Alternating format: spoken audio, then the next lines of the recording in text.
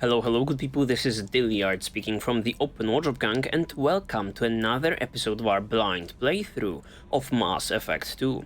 In the very last episode we had, another one in which we were grinding, basically, our squad mates. First of all, we, helped up, Grunt in this particular rite of passage, which turned out to be a hunt sort of a thing in which we were, going up against waves of, new and exciting enemies, actually, new aliens that we've seen, new alien creatures that, were just running our way and trying to tear us to shreds. And later on, we helped up Samara with her, problematic situation involving her daughter. And I have to say, while Samara by any stretch is not my favorite character, personality-wise or like character development-wise, it's always a banger going on Samara-related missions because they are always, I don't know, just intriguing, The very first one was this cute, investigation that we were doing on Ilium, and this one also was, Shepard going undercover and trying to, basically trying to fool the poor girl into, this confrontation that definitely ended up in a tragic way, I want to say. Yeah, but enough about that, because today we are doing something slightly different. That's right, based on the title of the video, you can see that we are doing another Codex reading session. Hype. And sorry about that, guys. In recent times, I've been just swamped with work and IRL responsibilities, so I had no time for, outside of our normal schedule for releasing any, 0.5 special episodes or Codex reading sessions, but finally I do have some time on my hands, so we will be doing just that, catching up with the Codex, and I do look forward to that. We've been on a main mission ever since, so more info about the collectors is what I'm looking forward to. More info about these interesting alien species, such as, Drell, the humanoids, or like these ones that we fought during, Grunt's mission, and, generally looking for new info, new lore, and new exciting prospects regarding Mass Effect universe, yeah, right? So yeah, without further ado, let's jump right into it, shall we? Before we jump into the Codex, there's one more thing I want to discuss. As you guys can see, based on this particular screen, I have amassed a lot of resources. At the end of the very last episode, I finally finished up the episode on board of Normandy, which gave me the opportunity to, between these two episodes, mine a little bit of those resources on my own and, just fly around the galaxy. And let me tell you, bro, this was a mind-fucking numbing experience. I'm a hater. Obviously, I had my qualms with, like, the very first game and its mining or like landing on planets that were completely empty, right? But at least in that game I was feeling like I was doing something. In this one, we were basically, I spent like 3 hours basically flying around mining shit, and yeah, it was not the most, engaging thing to do, certainly. I believe at this point I'm around 50% done with the map regarding that stuff. Let me just take a peep. Yeah, some 100%, some 0% left in our map, and it was definitely not the most fun experience, definitely playing with those, meters when you scan planets and looking just for specific resources is like boring enough, but then the game was like, how about we also throw your way the mechanic of limited number of probes that you're provided with, or like the limited amount of ammo that you're provided with, so that when you are scanning a particular star cluster, you have to actually freaking fly back to like the star cluster with like the fuel depot in order to refill your resources, and this just prolong this entire process greatly. Yeah, I as I've said, I've spent around 3 hours on it. I obviously had like a stream or a podcast pulled up on another on another screen, so I wasn't giving it my 100%, you know, mental capacity, but my goodness, was that a slog. Yeah, as I was saying, also having problems with like the very first game regarding this scanning and flying around, but as I was saying, at least in that game I could actually land on a planet, drive around the Mako with the Mako a little bit, and maybe occasionally shoot at stuff. In this particular case, you know, just being stuck in this map is a chore, certainly. But enough of that.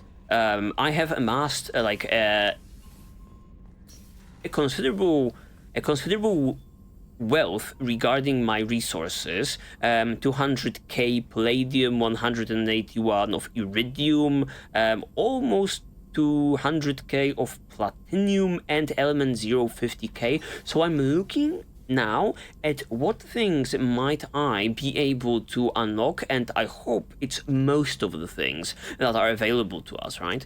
Let's start with weapon upgrades. Heavy pistols, obviously. Absolutely. What else? Assault rifle damage, certainly. Okay, they are dirt cheap, at least for now. Targeting VI. Your entire squad assault rifles are now much more accurate. Okay. Okay, maybe shotgun damage is what I will be going for first. Extra rounds for an SMG, sure, that's for me. Submachine gun, lovely, I just got an achievement for something. What else? Targeting VI or shotgun piercing? How about I go back and go to armor? Biotic cooldown, yes, please, that's awesome. Tech damage, also very important. We love the big numbers.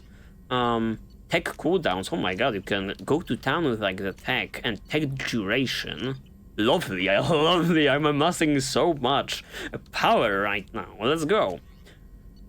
Shield upgrades, yes, this makes sense. Considering like the ship enhancements, I've bought 2 during like this whole grind. It was one for like fuel capacity, and the other one was for like probes capacity, so I don't have to do so many trips back and forth between like the star clusters and like the fuel depots. The only thing that happened off camera, prototypes, advanced training, no. Get shield strength. Absolutely, sounds like a no-brainer. Maybe I will be able to actually afford all of this. Retrain powers, no. New heavy weapon, the avalanche. Melee attack is now more powerful, that's wacky. I never use it, but I'm buying it anyway. And it was just for Shepard, funnily enough. Sure, like, let's take the avalanche. Why don't we? What do you need for this? Requires 1 more heavy ammo upgrade to unlock. Okay. Okay, weapon upgrades. I guess we are taking the accuracy also. And shotgun shield piercing. Anything else? Anything else? I kind of have these upgrades in my inventory, but I don't have like the prerequisites, right? Sucks to be me. Sucks to be me. Ship enhancements. Heal your scars, not interested right now, but the shielding makes sense. Makes sense. Okay. Prototypes, anything else? No, not interesting. And this, likewise. Okay, so I actually kind of maxed out everything that I have available right now. We could be buying all of those things that are available still to us on Tuchanka and other planets that we've visited. but they are kind of pricey, and right now I'm kind of limited by the amount of cash I have. And lovely, I'm getting all of the Codex updates regarding the tech that we've amassed. Alright, let me look at the numbers. Alright, 128k, 100k, 176, and 36. Okay, so regarding Palladium, we spent a lot, but and Iridium, I guess, but Platinum and Element Zero, it's still in, like, the good territory. Perfect, alright. If that's the case, I think we'll be just moving promptly into the area of reading the Codex. Let's go. Alright, here we are in Shepard's office, in his cabin, you know, chilling at the desk, chilling at the laptop, looking at our beautiful model collection, chilling out with, like, the space hamster. Would you make an appearance, you tiny thing? Probably not really visible on camera that much. In, like, the YouTube window, unless you are full screening this bitch. And yes, I think I'm ready to open up, like, the Codex. What do we have here? Let's see.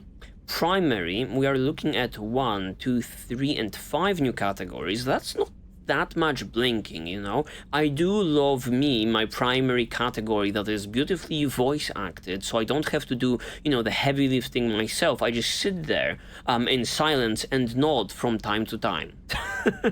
And secondary, 1, 2, 3, 4, around 6 I'm seeing.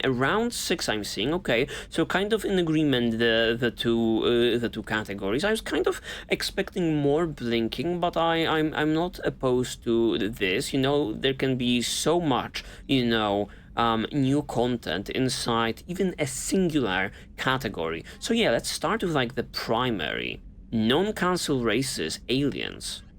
In the early 20th Certainly not Batarians. The Sovereign is a new entry. The flagship of the rogue ex-Spectre, Saren Arterius. Sovereign is a devastating dreadnought of unprecedented power. No idea when we got it. Long, Sovereign was believed to have been powered by a gigantic Element Zero core, the only energy source potent enough to land the massive vessel on a planet. During the Eden Prime War, the ship unleashed its peerless destructive force against which Citadel Council ships were defenseless. Oh, yep, we With remember a that. indestructible flagship and a crew of fanatic Geth and Krogan, Saren nearly succeeded in wiping out all his enemies. Only the resourcefulness and bravery of the commander and crew of the SSV Normandy stopped him. That's right. The overwhelming power of Sovereign ignited bizarre speculation in tabloid media that the vessel was sent by extragalactic invaders, or was, despite indeterminate photographic evidence at best, a single giant robot. Some sources even claimed that Sovereign was alive. Such conjecture, however baseless, remains to this day. Very interesting. I'm still puzzled when we got this, actually. What triggered this? Because I remember our very last Codex reading entry, it happened right after Horizon. So, and Horizon obviously happened after we visited the Citadel, when we talked with people about, and the Council about, whether, you know, the Sovereign Reaper attack was, like, a legit thing, or just, like, Saren controlling the Geth. Maybe it was triggered after the very last mission with, like, the elusive man that now has given this information to us, that we ought to, you know, check out that other Reaper, inactive Reaper ship. I'm really looking forward to that, but, you know, first things first. Get to, you know, get our squad up and running on that loyalty Kool-Aid. In the early 2160s, what else do we have here? Okay, this one was housing just one. Planets and locations. This can be a lot. Freedom's Okay, Progress Haystrom colonies, with before Tally. the Geth revolt 300 years ago, the Quarians colonized Haystrom to study the mysterious instability of its sun, which threatened premature eruption into a red giant. As a scientific outpost of minimal military value, Haestrom was ill-equipped to repel Geth forces during the insurrection and fell quickly under their control. Captured Geth planetary survey data indicates that despite sustaining damage during the war, Haestrom's architecture remains as it was 300 years ago, preserving a Quarian architectural style that no longer exists anywhere else in the galaxy. Because Haestrom's sun has overwhelmed the planet's protective magnetosphere, humans foolhardy enough to venture into Geth-controlled Haestrom must exercise extreme caution. Minutes of radiation exposure will overload shields, and hours of exposure will kill. Okay, hours. Furthermore, solar output renders surface-to-orbit communication nearly impossible. Yes, I remember all of that. I am really appreciative of like the game giving us like this good timestamp regarding like the Geth revolt. I had no idea where it happened in like this big timeline. It's always sometimes, at times nebulous, and I also forget stuff, and when the game just doesn't give me like a clear timeline, it's hard to tell where exactly like the Rachni Wars were and where like the Krogan Wars were, right? When we are speaking in years. So, okay, the Geth 300 years ago, and the Quarians were kicking prior to that. That's very interesting. Another thing in which I knew from like the comment section of like the Haestrom mission was, yeah, absolutely.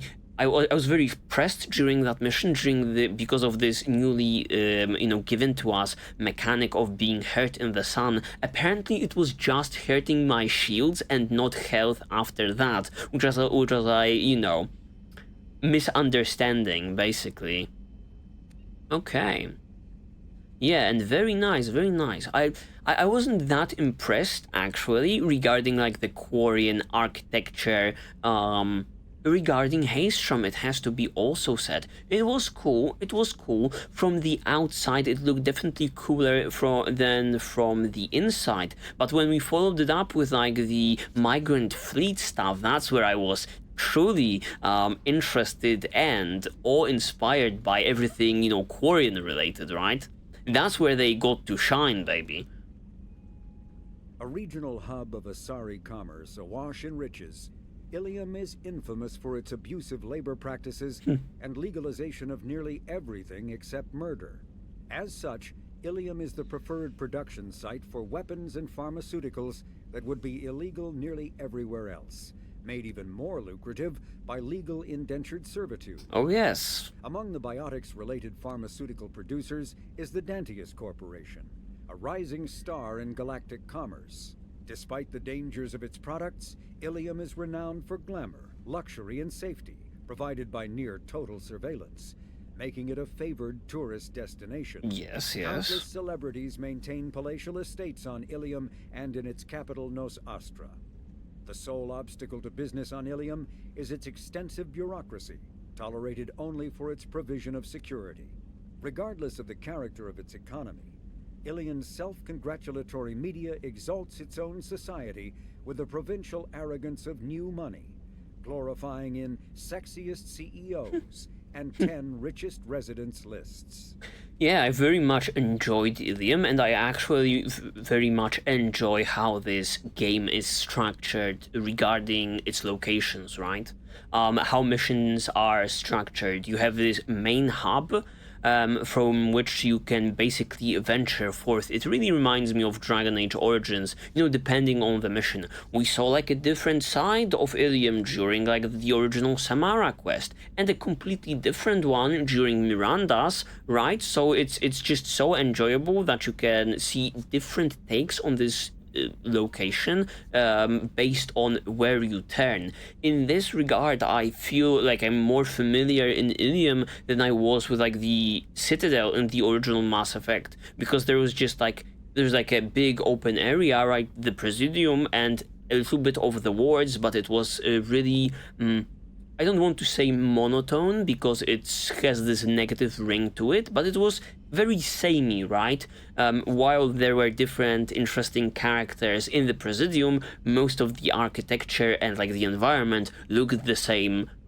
It makes sense, right? But because you can, fly around, considering the entire planet seemingly in this very game, or at least you can look at more location, it really feels, fresh and always different.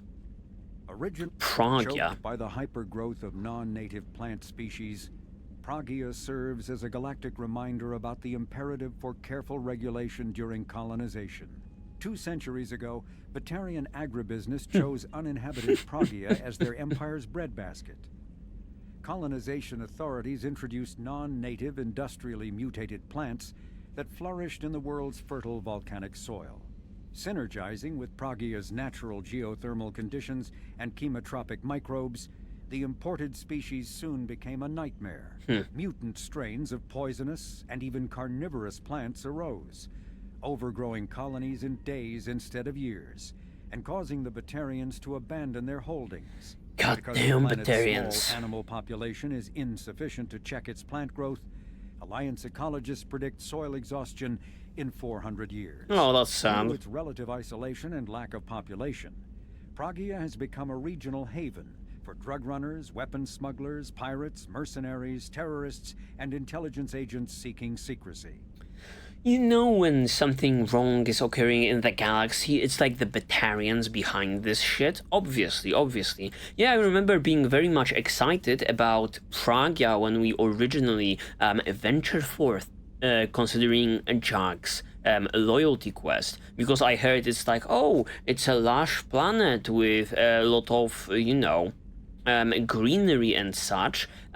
Sadly, we're only restricted to like the facility, which had its unique look, I give it that, but I think this is one thing that kind of Mass Effect did better than Mass Effect 2 is Mass Effect 1 did better than Mass Effect 2. It's this maybe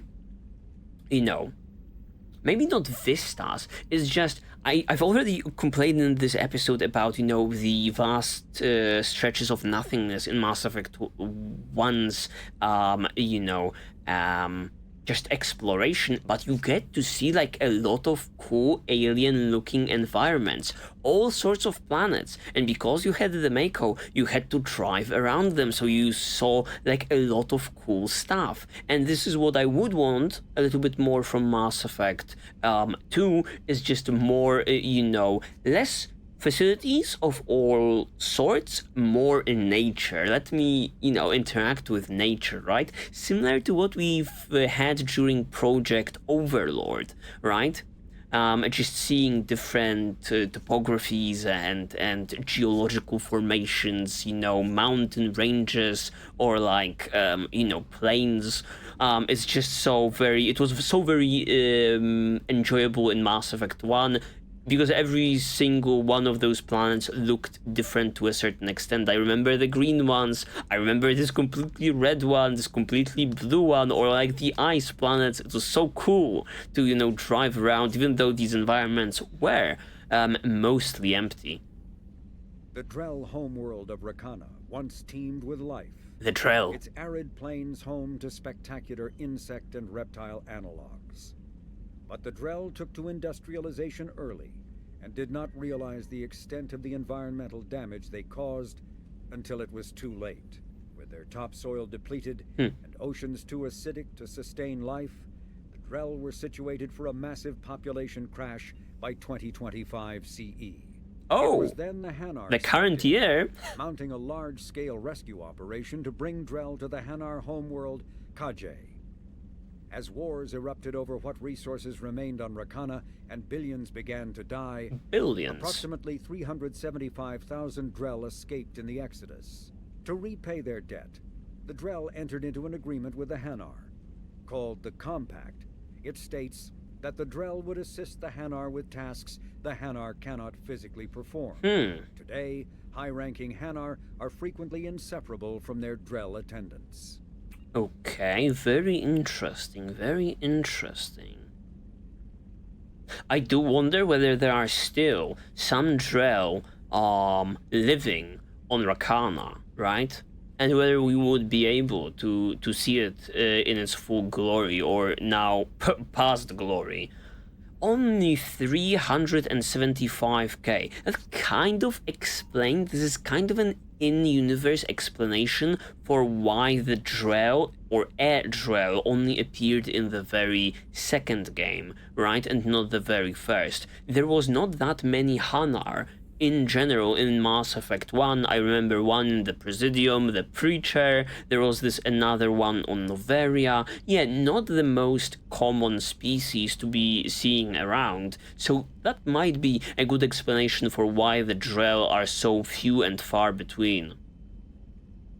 But I still want to see a Hanar in action, goddammit. Provide me, game. A Hanar, a jellyfish, every single one of the tentacles wielding a gun, you have to make that happen, right? It's a no-brainer. It's a low-hanging fruit. It's a slam dunk. The Krogan homeworld boasts extreme temperatures, virulent diseases, and vicious predatory fauna. Around 1900 BCE, the Krogan discovered atomic power and promptly instigated many intraplanetary wars, sending Tuchanka into a nuclear winter. With most of their industrial base destroyed, the Krogan entered a new dark age, and warring tribal bands dominated. Populations remained low for the next 2,000 years.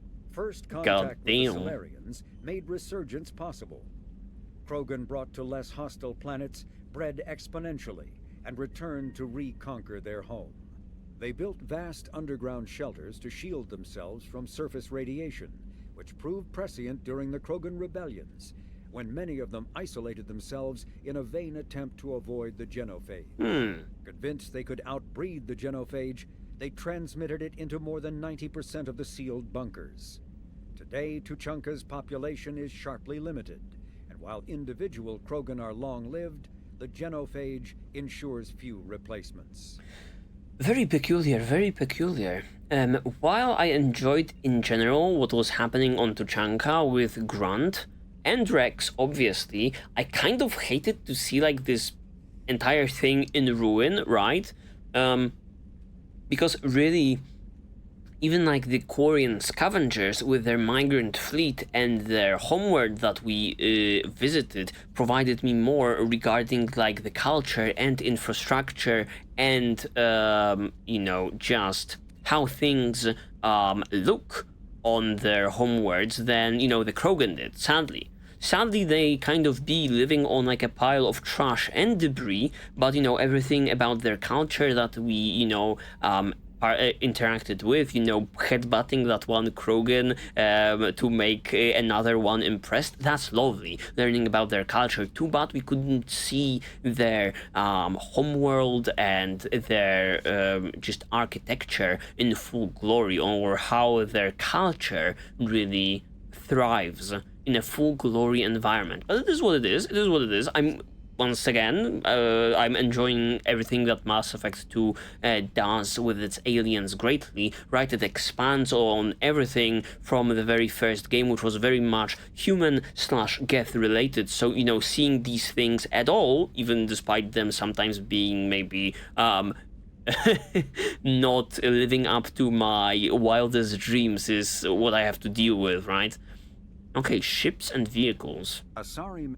Okay. Cyclonic barrier technology, the thing that we've just bought. To solve the higher-end limitations of traditional kinetic barriers.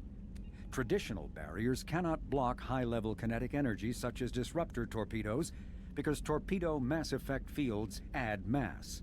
The CBT violently slaps aside rather than halting incoming linear force. Okay. By rotationally firing their mass effect field projectors, ships create rapidly oscillating kinetic barriers instead of static ones. Shooting through the CBT is like trying to shoot at a target inside a spinning ball. Makes sense. Significant drawbacks to current CBT configuration prevent its use on anything other than frigates and fighters. Its many high-frequency sensors and emitters require frequent maintenance and replacement. A partially damaged CBT can endanger its operator, who is surrounded by rotating mass effect fields skewing in unpredictable directions. However, if an emitter is damaged, the CBT becomes a traditional shield array, making it effective during opening volleys.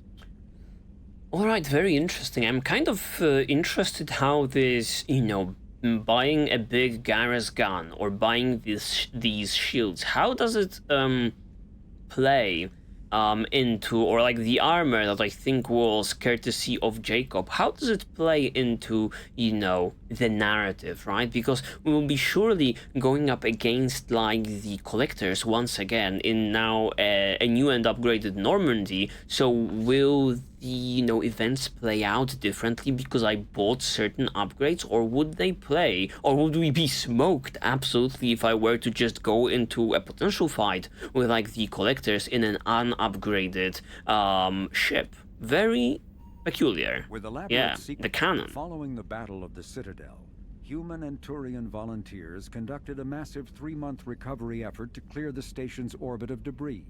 Secretly, the Turian Office of Technological Reconnaissance volunteers were technology recovery specialists, salvaging the main weapon of the Geth flagship Sovereign and large amounts of its valuable Element Zero core. Really? Contrary to popular belief, Sovereign's main gun was not a directed energy weapon. Rather, its massive Element Zero core powered an electromagnetic field suspending a liquid iron-uranium-tungsten alloy that shaped into armor-piercing projectiles when fired. The jet of molten metal, accelerated to a fraction of the speed of light, destroys targets by impact force and irresistible heat. Only 11 months after the battle, the Turians produced the Thanix, their own miniaturized version of Sovereign's gun. The Thanix can fire reliably every 15 seconds, rivaling a cruiser's firepower, but mountable on a fighter or frigate. Very interesting. Very interested in how like the Turian military was able to, back engineer that shit. Makes you think, just like a single one encounter against like the Sovereign and like the Reapers, it's totally like shifted the universe and like kind of tipped the scale in our favor to an extent, right? That we have like a fighting chance. Maybe an outright war with like the Reapers would be now possible if everyone were to, install Thanix cannons on every single ship in like the universe, and the universe collaborating in that effort. Huh. The Collector, Avalanche. still in its experimental stages, the M622 Avalanche generates a Bose-Einstein condensate within a mass effect bubble, which dissipates on impact, violently spraying the condensate outward and coating the target in a near absolute zero superfluid. Okay, freezing the shit. Is unreliable, at times merely coating its target with ice, defacing exposed skin and freezing armor joints. Such low temperatures cause great damage to electronics like kinetic barrier emitters, which sometimes leads to total systems failure. Really? At the other extreme, the avalanche freezes flesh and bone, causing massive trauma as blood vessels constrict and frozen blood expands. Occasionally, such iced tissue shatters. This totally made me kind of interested in like the avalanche, so it's good against barriers, you say, huh? Or like barrier emitters. I was totally surprised. I would think, okay, it freezes like enemies that have exposed health, right? But towards these, barriered, shielded, or armored enemies, the ones that you want to be dealing with, the ones that you want to be, keeping in crowd control, it wouldn't, amount to much. But it seems that it is, to a certain extent, powerful enough to be useful, potentially. I kind of have to test it out now in combat to see how it really goes. Based on existing technology, the ML-77 is a rapid-fire missile launcher using seeking projectiles. Each projectile features a friend or foe recognition system, ensuring it will find a hostile target even if the user's aim is not completely accurate. The weapon excels at taking out snipers and other entrenched enemies in dense urban environments. This makes it popular with mercenary groups, particularly the Blue Suns mercenary band. Missile launchers have been appearing with increasing frequency in the Terminus system, but their point of manufacture is unknown. Legal duplication of missile launchers is difficult due to fabrication rights management, FRM, technology. Okay, this is another one with an interesting angle. I guess, like the one, the snipers and so on and so forth, dealing the most damage would be nice to just get out of the way. But at the same time, my beam cannon, you know, seems to be working great both at close range and like the long range, right? It just melts people in its way, so I don't necessarily think this would be much of an upgrade. Alright, that's about to be it. That seems to be it, considering like the primary category. Oh, don't back out completely. Let me see the secondary one. Alright, as I was saying, 6 in here, and aliens, council races, maybe about the drill once again. Ooh. An R.Yakshi one right on like the top of here. No new tag, but I don't know whether we read that. Okay, Asari Justicars is another one. Okay, nothing about the drills. First of all, R.Yakshi, we are totally fresh regarding this. R.Yakshi, Demon of the Night Winds, are Asari suffering from a genetic disorder preventing conventional melding of nervous systems during mating. Instead, they electrochemically ravage their partner's nervous systems, in extreme cases leaving victims as vegetative invalids or corpses even. Asari psychologists regard this incapacity for mental fusion as preventing the development of empathy, leading to psychopathy. There is no known cure. Yes, but I remember totally in our very last session that, you know, it was kind of connected with only the purebred Asari. The disorder generally begins in infancy, reaching full pathology during maiden adolescent sexual development. Yeah, this must be new because I remember we brought on Samara in, you know, episode 13 or 14th, and we checked out the Codex in episode 10, so it must be new. While seductive and sexually driven as other Asari are, that they actually are genitally sterile, yes. Ancient Asari mythology held Ardatiakshi as gods of destruction, depicting them as villains of countless legends and as the anti-heroes of numerous Asari epics. Very interesting. They are hyping the daughter up. Too bad we chose Samara herself. But in this power struggle that they had, they were kind of equal. Contrary to popular belief, Ardatiakshi are neither extremely rare, around 1% of Asari dwell on the AY spectrum, nor are they all murderers. Really? Most cultivate and discard countless exploitative or abusive relationships during their legally marginal lives. Despite rumors of Ardatiakshi syndicates, by nature Ardatiakshi are incapable of long-term cooperation. As a disproportionately wealthy species, Asari employ their economic reach and media ownership to hide the AY pathology from the galactic community, placing most Ardatiakshi in monitored work programs or seclusion. Only the most aggressive cases are sentenced to sanitaria and prisons or to the execution lists of justicars. Okay, so probably the daughter of Samara was on like the latter side, but I wasn't aware that this, you know, AY spectrum also comes in less extremes than the thing we've seen in the very last episode. Okay, justicars, totally connected with what we've seen, or what we've read just a moment ago.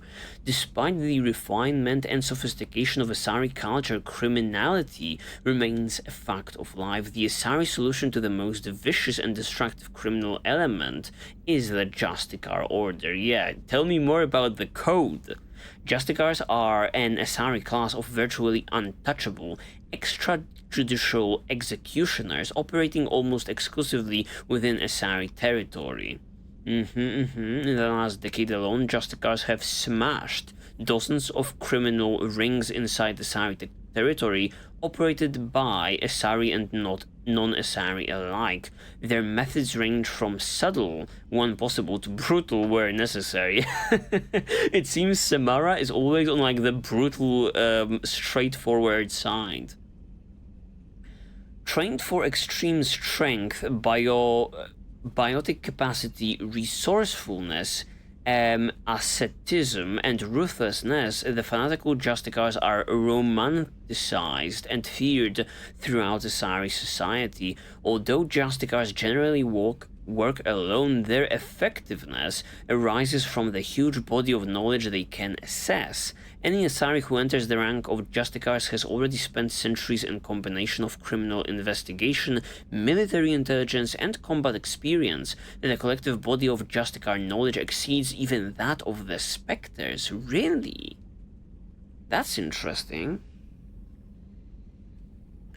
They tend to be independent, requiring little help but also scorning it, since such advanced skill and experience usually travels with a powerful ego. The conflicts presented by such arrogance prompted the Justicar Order to develop the Oaths of Submission. They pledge protection of the innocent, the punishment of the guilty, and the defense of common law and the norms of Asari society. This is totally like, the aspects of being like a medieval knight, in these, or, the Arthurian tales, right? Tales, the protection of the weak, right? The defense of the law, punishment of the guilty. So in that case, I was kind of right, titling that one video, a Space Jedi Knight. The effect of the Oaths is conservative, ensuring that Justicars respect the existing distribution of Asari power, rather than staging a coup to rearrange society according to Justicars' satisfaction. Nevertheless, the possibility of such an attack is a source of anxiety and counterintelligence among the Asari elite. Ooh. Double crossing, triple crossing, so many crossings in the Asari society. Of all the pledges, the third oath of subsumation is sworn the least of any of the oaths, requiring a Justicar to swear loyalty that overrides the dictates of even the Justicar code. The third oath is usually invoked in matters where even the black or white thinking of Justicars is forced to concede the existence of Grey. Okay, so we didn't learn that much about the code, but more so like the oaths. Very rare that one cop on Ilium was really surprised to see, Samara kneel before Shepard for a reason, huh? Okay. What else do we have here?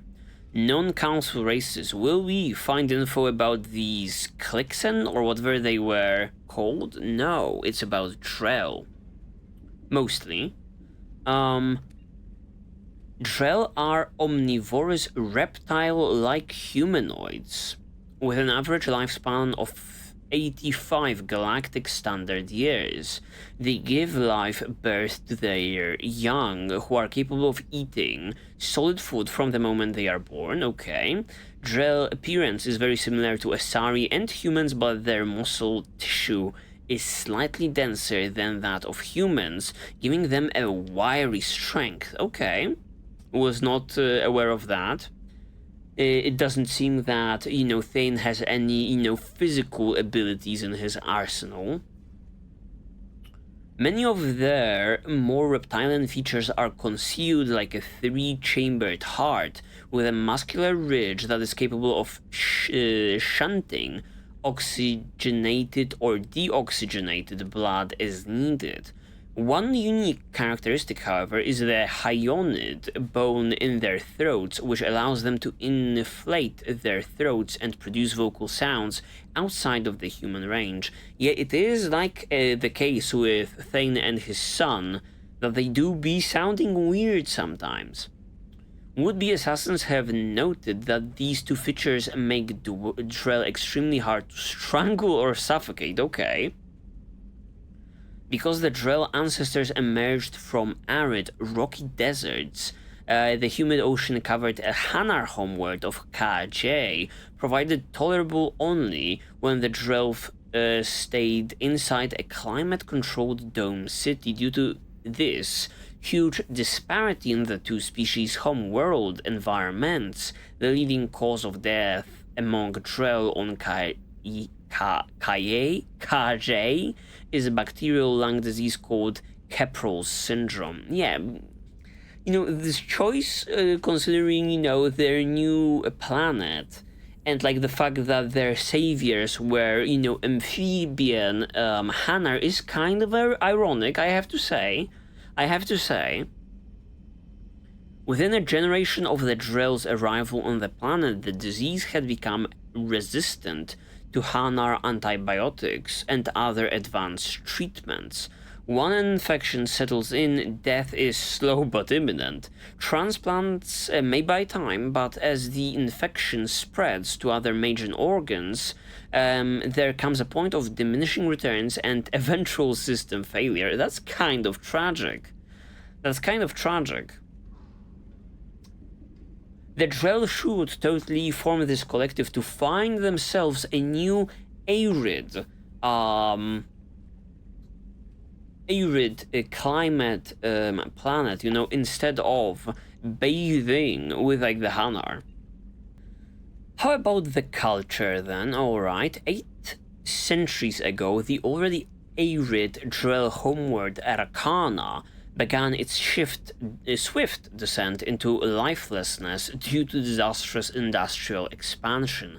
Because their population was bursting at 11 billion and they did not possess interstellar flight capacity, the Drell would have been doomed without the intervention of the Hanar. Very interesting similarities, right? The 2025 being mentioned, and they have 11 billion, while we in real life have, around 8 or above that already. Interesting similarities between us and them. Following the first contact, the Hanar spent 10 years transporting 375k willing Drell to their own homeworld, Kaj. The remaining billions perished in the dying world, warring against each other for diminishing sources of water and food. Perished as in disappeared completely. The only, Hanar, or no, the Drell in like the universe are the one, Hanar related, I guess. Today only a few thousands... Oh my god, I ought to read a paragraph to the fullest before I make observations. Today only a few thousand survive on Arcana and clusters never exceeding a few hundred. Now a cemetery word, Rakana's population can double during pilgrimage sessions. Drell have been part of the galactic community for almost 2 centuries. Most reside in Kaj, content to coexist with the Hanar. Those who leave Kaj tend to be adventurers, gifted by the Hanar with acute perception of interspecies body language. Solitary Drell travelers often seek out new species elsewhere, adopting that species' culture and rarely returning to Kaj. Interesting. Kind of similar like the Quarians a little bit with this nomadic nature. Such Drell number in the thousands and are scattered across the galaxy, tending towards quiet, integrated lives. On Kaj, the Hanar afforded the Drell every opportunity to thrive, while outside, and even some Hanar... While outside... I'm stumbling upon my words today. while outsiders and even some Hana regard the Drell as junior partners, if not actual servants. Drell have integrated themselves into every level of Hanar society as respective productive citizens. Okay, alright.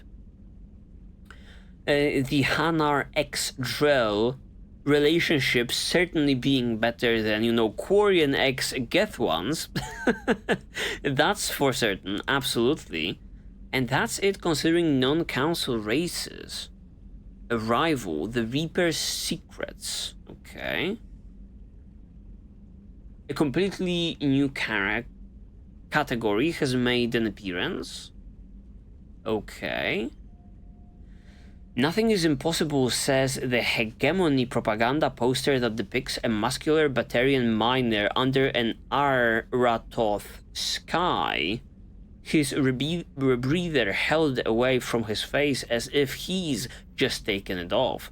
The image sums up millions of man-hours of labor on the Batarian planet and represents or misrepresents much of its history. 2 decades ago, Aratoth, like several planets in the Skyllian Verge, was claimed by both human and Batarian governments, but the Alliance backed out after learning about the atmosphere's dangerous low pressure and oxygen levels. Instead, they concentrated their colonial efforts on planets that could support human life without the aid of domed habitants and rebreathers. Human governments saw it as a wise move, Batarians saw it as cowardly.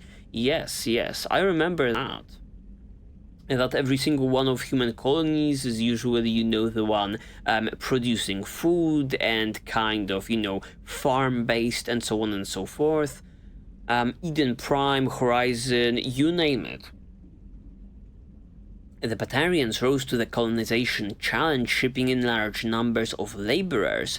They took the high financial costs and casualties due to accidents or logistical snafus in stride. Large-scale dumping of cyanobacteria has increased the oxygen in the atmosphere by a fraction of 1%, a modest increase that the hegemony trumpets as a sign of their eventual victory. Short-term profits on Aratoth are largely made in the minerals sector through mining the extremely metal-rich planet crust. The dark side to the mining does not appear on the propaganda poster. The majority of laborers are indentured servants or slaves. How does it connect with the Reaper's Secrets? Is this maybe the planet in question that we have to go into and, check out that downed Reaper? Aratoth is rumored to have military bases on its surface and throughout its solar system, though details are heavily restricted by the hegemony's Ministry of Information Control. Human merchants' ships rarely come to the planet, outcompeted by local companies that benefit from heavy economic protection. The average Aratoth citizen only sees humans on the news, usually featured in stories of trials and executions of accused species. Really? Very interesting, yet I don't think we had the pleasure with Aratoth. Maybe could it be some planet that we've scanned along the way and I have not realized? It could be the case. Planets and locations, ships and vehicles and technology. Alright. What other interesting things? The migrant fleet, let's go.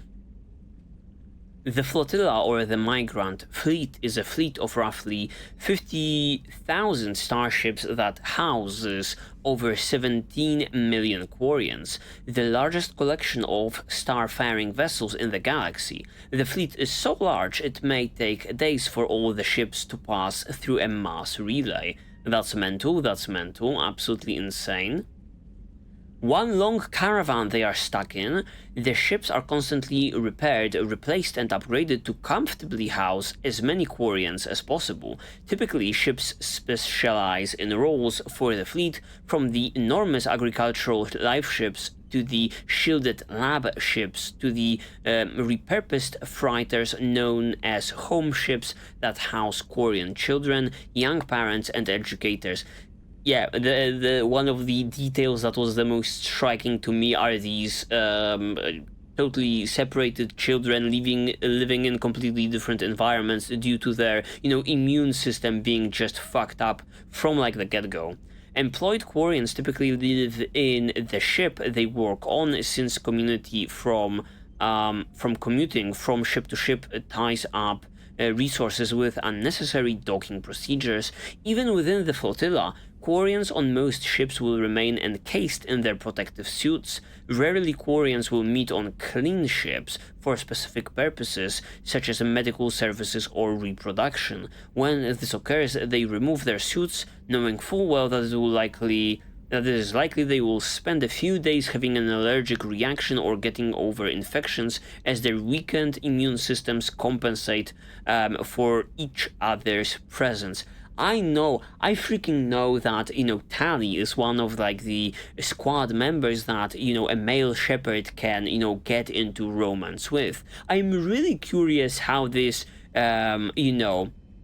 getting hot and steamy with Tally looks and for scientific reasons, right? Because you would think that there is like this, coming closer to one another scene between the two, how, our Shepard experienced in like the first game with the Yara. So how does it play out with like the suits in mind? That's the most interesting thing about, this possible intercolors situation. Alright, ships and vehicles. What are we dealing here? Okay. Helios thruster module.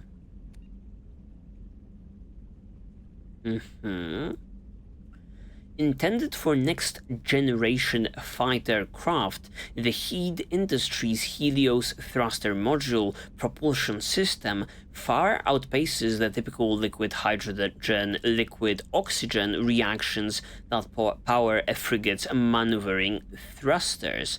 By using metastable metallic hydrogen, the Helios boosts a fuel that burns at far greater efficiency than liquid H2O2. Navigators can execute the numerous small course corrections inherent to any long-distance travel without fear of exhausting the ship's fuel supplies.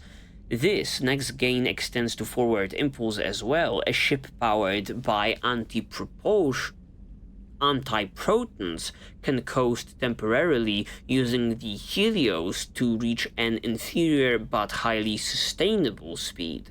Such efficiency lowers antiproton consumption and, a constant concern for any warship. I do wonder how we got this particular entry. Was that one of like the upgrades that I bought along the way?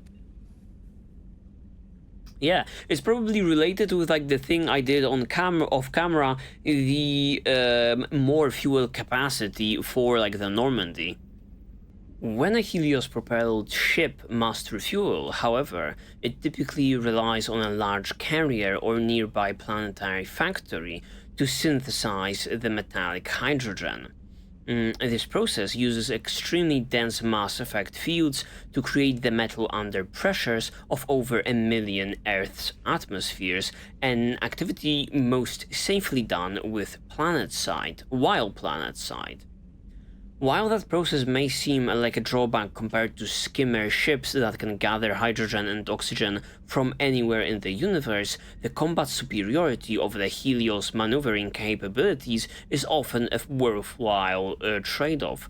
The same efficiency that allows for microburn course correction can power rapid bursts of motion. Once a pilot becomes used to the ship's new energetic responses, she can easily put the ship wherever and at whatever angle she desires. Really? How do you like that Joker, then?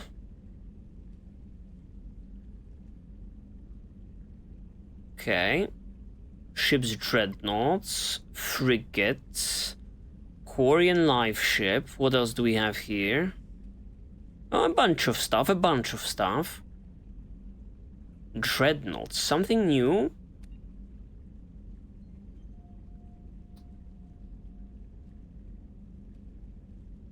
Scanning it. The ultimate arbiter of space warfare, the Dreadnought, employs millions of tons of metal, ceramic, and polymer in the projection of firepower against an enemy vessel of like ability. No sane commander would face a Dreadnought without a Dreadnought of his or her own. I totally recall this entry.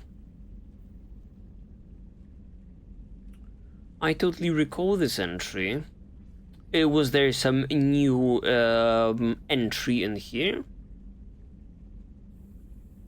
Yes, the number of dreadnought that each race possesses. Very interesting that this one is blinking. I do wonder which piece of trivia was added. A dreadnought's power lies in the length of its main gun. Maybe this one. Dreadnoughts range from 800 meters to 1 kilometer long with main guns of commensurate length. An 800-meter mass accelerator is capable of accelerating one 20-kilo slug to a velocity of 4,000 kilometers per second every 2 seconds. Each slug has the kinetic energy of 38 kilotons of TNT, enough to destroy the infrastructure of a mid-sized city and kill 500,000 people. Yup, I don't remember that part of it. How about the frigates? Reconnaissance, yes. They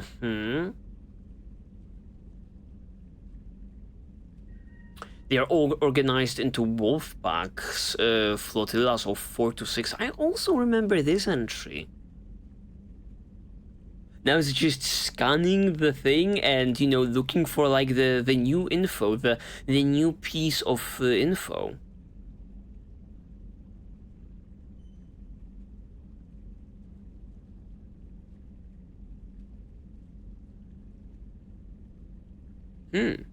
Frigates achieve their faster-than-light cruise speeds because of their high-performance drives. They also have proportionally larger thrusters and lighter design mass, allowing them greater maneuverability. In combat, speed and maneuverability make frigates immune to long-range fire of larger vessels. Also something that I could have sworn I read. Well, the Quarian life ship will surely supply me with something completely new and exciting. There are few wide open spaces in Quarian spacecrafts. Life ships are the exception. Each ship is a massive hydroponics facility growing thousands of tons of genetically modified staple crops under artificial light and in highly enriched soil. Okay. Farm ships is what they have.